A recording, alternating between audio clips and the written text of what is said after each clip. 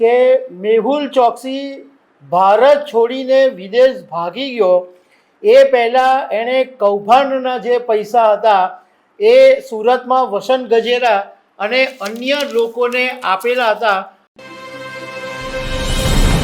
ગઈકાલે સુરતની અંદર ઇન્કમ ટેક્સના અધિકારીઓનો જબરજસ્ત જે ધમધમાટ જોવા મળ્યો એમાં ઘણી બધી ચોંકાવનારી વાતો સામે આવી છે। વસંત ગજેરા અને ભાગેડુ મેહુલ ચોકસીનું કનેક્શન સામે આવ્યું છે।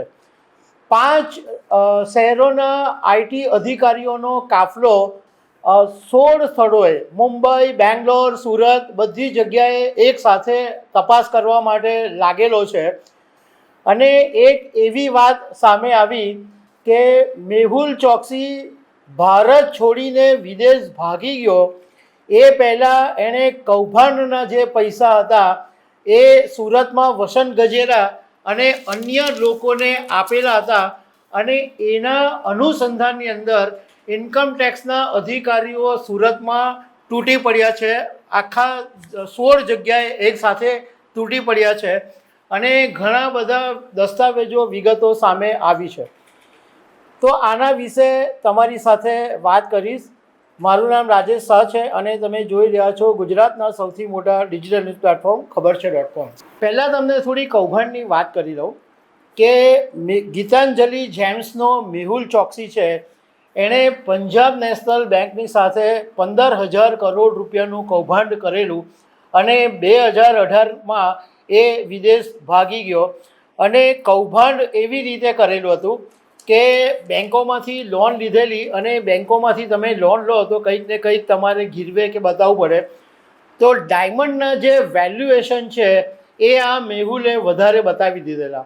500 રૂપિયાવાળો ડાયમંડ છે તો એના 5,000ની વેલ્યુ બતાવી અને એવી રીતના ખોટા વેલ્યુએશન બોગસ વેલ્યુએશન બતાવીને 15,000 કરોડ રૂપિયાની પીએનબીમાંથી લોન લઈ લીધેલી હતી। એ પૈસા વાપરવાના ડાયમંડ બિઝનેસની હતા, જેમ એન્ડ જ્વેલરીમાં, કારણ કે ગીતાંજલિ જેમ્સનું જ્વેલરીમાં બહુ મોટું કામ હતું અને એ જમાનો હતો કે મેહુલ ચોકસી ડાયમંડ કિંગ તરીકે ઓળખાતો હતો અને મોટી મોટી સેલિબ્રિટીઝ બોલિવૂડ અભિનેત્રીઓની સાથે એના કનેક્શન હતા। પણ એ પૈસા એણે ડાયમંડ જ્વેલરીને બદલે બીજી બધી જગ્યાએ વાપરી નાખ્યા, રિયલ એસ્ટેટ છે કે બીજા બધા પ્રોજેક્ટની અંદર વાપરી નાખ્યા અને એ 2018માં ભારત છોડીને વિદેશ ભાગી ગયો। હવે 6 માર્ચ 2020ના દિવસે ઈડીના મુંબઈ ઝોનલના ડિરેક્ટર રાજીવ કુમારે ગ્રેટર મુંબઈની એક કોર્ટની અંદર એક ફરિયાદ દાખલ કરી છે અને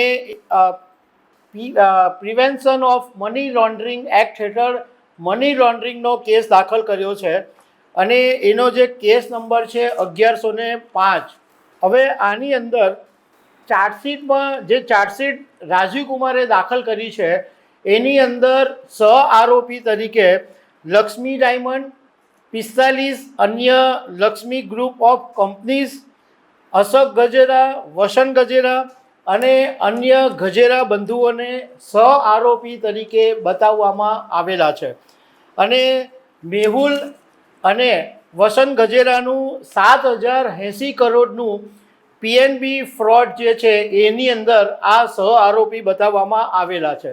આ ઉપરાંત સીબીઆઈએ જે કેસ કર્યો છે એમાં વસંત ગજેરાનું સીધું કોન્સ્પિરસીની અંદર નામ દાખલ કરવામાં આવ્યું છે। વસંત ગજેરાએ બોગસ લેટર ઓફ અન્ડરટેકિંગ આપીને બેંકોની પાસેથી લોન મેળવી છે એવું સીબીઆઈની તપાસમાં સામે આવેલું છે। આ ઉપરાંત વસંત ગજેરાનો ભાઈ ગિરધરલાલનો છોકરો રાકેશ ગજેરા એટલે વસંત ગજેરાનો ભત્રીજો થાય એ પણ આની અંદર બહુ મોટો ખેલાડી છે। રાકેશ ગજેરાએ મેહુલ ચોકસીની સાથે મળીને ઇન્સાઇડર ટ્રેડિંગ કર્યું હતું અને જ્યારે 2017માં ખબર પડી કે આ કૌભાંડ બહાર આવી રહ્યું છે ત્યારે રાકેશ ગજેરાએ જે ગીતાંજલિ જેમ્સમાં 5.75 કરોડનો સ્ટેક હતો એ વેચી નાખેલો અને સેબીએ રાકેશ ગજેરા અને મેહુલ ચોકસીને 15.82 કરોડનો ઇનસાઇડર ટ્રેડિંગનો આરોપ લગાવેલો અને 15.82 કરોડ પાછા માંગેલા અને 1 કરોડ રૂપિયાનો દંડ એ વખતે કરવામાં આવેલો હતો. વસંત ગજેરા અને મેહુલનું જે કનેક્શન છે એ ઘણું બધું મોટું છે, કારણ કે એવું કહેવામાં આવે છે કે મેહુલ અને વસંત છે એ બહુ જ સારા મિત્રો છે અને મુંબઈની અંદર બોરીવલીમાં એક તત્વ પ્રોજેક્ટ હાથ ધરવામાં આવેલો હતો. બહુ મોટો રિયલ એસ્ટેટનો પ્રોજેક્ટ હતો અને એ ગીતાંજલિ ઇન્ફ્રા પ્રાઇવેટ લિમિટેડના નામથી એ પ્રોજેક્ટ કરાયો, જે ગીતાંજલિ જેમ્સની સબસિડરી કંપની. અને વસંત ગજેરા જે છે એ લક્ષ્મી ડાયમંડ, શાંતિ રેસિડેન્સી અને લક્ષ્મી ઇન્ફ્રાની અંદર ડિરેક્ટર છે. અને નવેમ્બર 2017માં મેહુલે વસંત ગજેરાને ફોન કરીને આ જે તત્વ પ્રોજેક્ટ બોરીવલીમાં ઊભો થયો હતો એમાં મદદ કરવા માટે કહ્યું હતું અને એ પ્રોજેક્ટ પૂરો કરવા માટે એમણે વિનંતી કરી.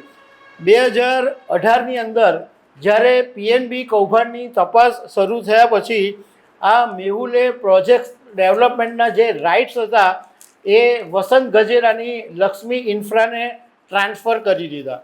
આની અંદર જે તત્વ રેસિડેન્સીમાં જે હતું એમાં એવું પછી નક્કી થયું હતું કે 1 ફેબ્રુઆરી 2018માં કરાર થયો અને એમાં એવું નક્કી થયું કે મેહુલને 50 ફ્લેટ આપવાના અને 100 પાર્કિંગ સ્પેસ આપવાના. પણ આ મેહુલે ભાગી જતાં પહેલાં બધા જે રાઇટ્સ છે એ લક્ષ્મી ઇન્ફ્રાને ટ્રાન્સફર કરી દીધા. હવે આની અંદર જે મોટો ખેલાડી છે રાકેશ ગજેરા, એની સામે ઇન્ટરપોલની રેડ કોર્નર નોટિસ પણ છે અને ઈડીએ અત્યાર સુધી મેહુલની 2565 કરોડની સંપત્તિ છે એ જપ્ત કરી છે. હવે 7000 કરોડના પીએનબી કૌભાંડમાં સહ આરોપી તરીકે વસંત અને એની કંપનીઓના નામ છે.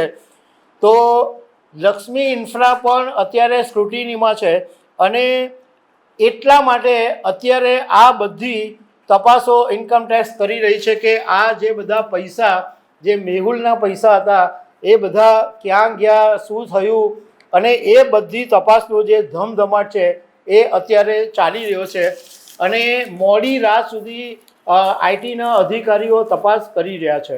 આની અંદર હજુ ઘણું બધું મોટું બહાર આવવાની શક્યતા છે અને વસંત ગજેરા સુરતમાં બહુ મોટું નામ છે. ડાયમંડ, રિયલ એસ્ટેટ, એજ્યુકેશન, સામાજિક, અને કેટલાક લોકોનું કહેવું એમ છે કે વસંત ગજેરા બહુ મોટી સામાજિક પ્રવૃત્તિઓ કરે, બહુ બધા સારા કામો કરે, ઘરડા ઘર ચલાવે છે, બધા બાળકોને રાખે છે અને બહુ મોટી વાહી પણ મેળવે છે.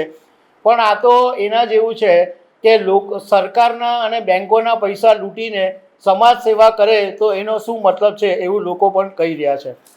તો દર્શક મિત્રો, આવી અનેક વાતો સાથે અમે તમને મળતા રહીશું. Thank you very much.